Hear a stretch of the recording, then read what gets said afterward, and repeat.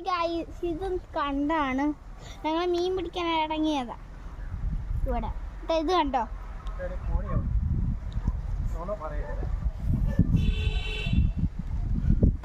കണ്ടെത്തി മീൻ പിടിക്കാൻ വേണ്ടി വന്നതാണ്.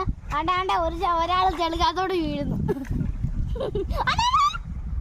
സുനാമി കൊണ്ടുപോകും.